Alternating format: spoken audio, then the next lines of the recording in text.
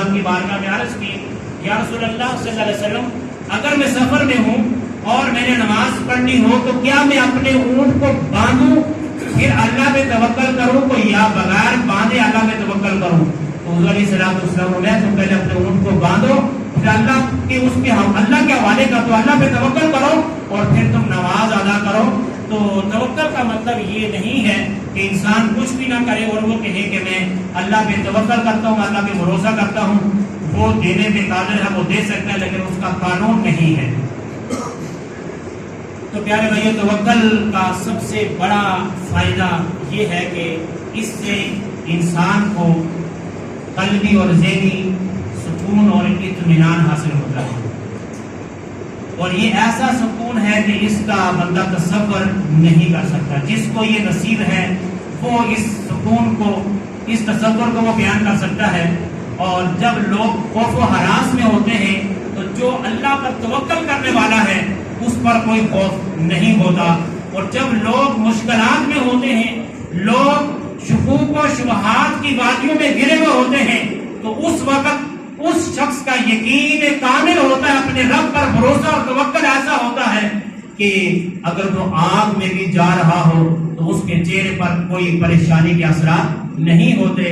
इसकी एक मिसाल हजरत इब्राहिम अलैहिस्सलाम, जब उनको आग में डाला जा रहा था तो जिब्रील अमीन भी आपकी बारगाह में हाजिर होते हैं, दीगर फरिश्ते भी आते हैं कि आप हमें हुक्म करें।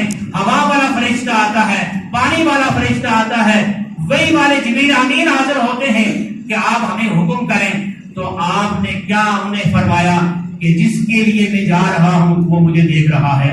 तो अल्लाह की जात पर तवक्कल, ये भरोसा, तो ये उस तसव्वुर को वही जानते थे कि इतनी दहक की आग में वो जा रहे हैं, लेकिन अल्लाह पे भरोसा है। तो जब वो आग में जाते हैं, उनके जाने से पहले आग गुलजार बन जाती है। हजरत मूसा अलैहिस्सलाम अपनी कौम को लेकर जब मिस्र से आप रवाना होते हैं, तो आप कुछ सफर करने के बाद जब समुद्र के किनारे पहुंचते हैं तो फिरौन अपने लाव लश्कर के साथ आपके पीछे पहुंच जाता है। तो आपकी कौम ने देखा कि आगे समुद्र है और पीछे फिरौन अपनी फौज के साथ उनके करीब पहुंच जाता है। तो आपकी कौम ने कहा कि हुजूर अब तो हम पकड़े गए हैं, अब आगे भी मौत है, पीछे भी मौत है। तो हज़रत मूसा अलैहिस्सलाम ने अपनी कौम से कहा, कल्ला इन्ना माइया रब्बी सयहदी, हरगिज नहीं, अल्लाह मेरे साथ है, वो मेरे लिए रहनुमाई, मेरे लिए रास्ता खोल देगा। तो फिर ये था उनका तवक्कल कि अल्लाह ने समुद्र से उनके लिए रास्ते हमवार कर दिए और फिरौन और उसकी लश्कर को अल्लाह ने उसमें गर्क कर दिया। तो इंसान को अल्लाह की बारगाह से, उसकी रहमत से नाउमीद नहीं होना चाहिए। हालात ऐसे आ जाते हैं कि इंसान सुबह आकर दुकान खोलता है और गाहक नहीं आता, वो मायूस होता है, लेकिन मायूसी क्या है? कुफ्र है, नाउमीदी गुनाह है। इंसान को नाउमीद और मायूस नहीं होना चाहिए। इसके लिए मैं आपको मिसाल